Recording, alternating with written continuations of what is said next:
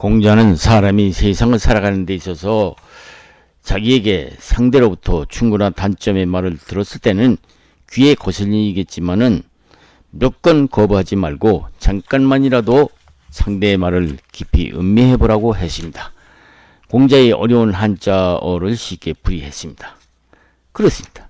상대의 그 쓴소리야말로 아전인수격으로 생각한다면은 상대의 쓴소리 하는 사람의 오해였거나 아니면은 그야말로 내가 스스로 고쳐야 할 단점이 아니겠습니까? 그렇습니다. 어느 누구에나 허물이나 단점은 있게 마련이죠. 그런데 그것이 왜 문제일까요? 그것의 답은 그것을 문제라고 알고 있으면서 고치지 않는 것이 문제이죠. 그런 때는 용기가 필요합니다. 어떤 용기냐고요? 그것은 잘못을 고치는 용기, 즉 결단력이 있어야 한다는 것이죠. 그렇게 하려면은 쓴 한약을 먹어야 병이 낫듯이 그것은 쓰지만 나에게는 약이 되는 것이 아니겠습니까? 그렇습니다. 나의 귀에 거슬리는 말 한 구절 한 구절이 나에게는 싫지만은 잠깐만 음미해 보는 것은 필요한 것이죠. 사람이 세상을 살아가려면 자기의 의사대로 되는 일보다 솔직히 말해서 자기 뜻대로 이루어지는 일보다 더 거슬리는 일이 많지 않겠습니까? 그래서 불교에서는 인생사를 고통의 바다라고 했었죠.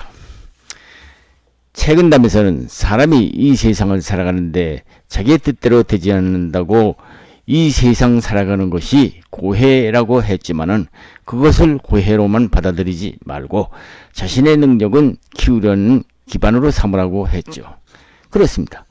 하늘은 무슨 일이든지 공짜로 이루어지지라는 법이 없는 법이죠. 역경과 시련이 없이는 그 어려운 세상을 이겨나갈 수 없는 것이죠. 역경을 파헤쳐 나가는 동안 그 시련은 성공을 하게 하는 당금질이 되는 것이 아니겠습니까?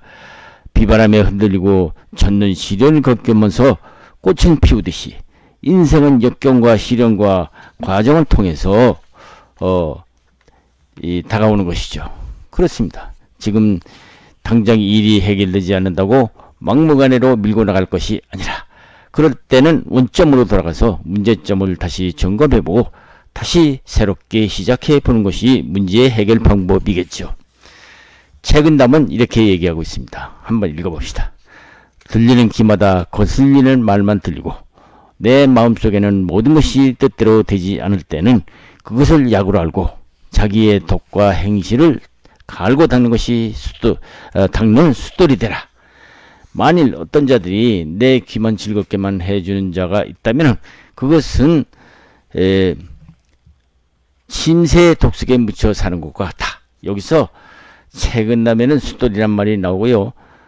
침새 독이라는 말이 나오는데요. 숫돌은 요사이 젊은 분들은 잘 모르시겠지만은 옛날 곡식을 베는 낫이나 도끼 등을 잘 베어질 수 있게 하기 위해서 숫돌이라는 돌에다가 갈 때 쓰는 돌이죠. 침새라는 것은 앞에 글에서 내 귀를 즐겁게만 해주는 사람, 즉 아부 잘하는 사람들에게만 묻혀 살면 침새라는 독이 있는 새에게 화를 당한다는 얘기인데요.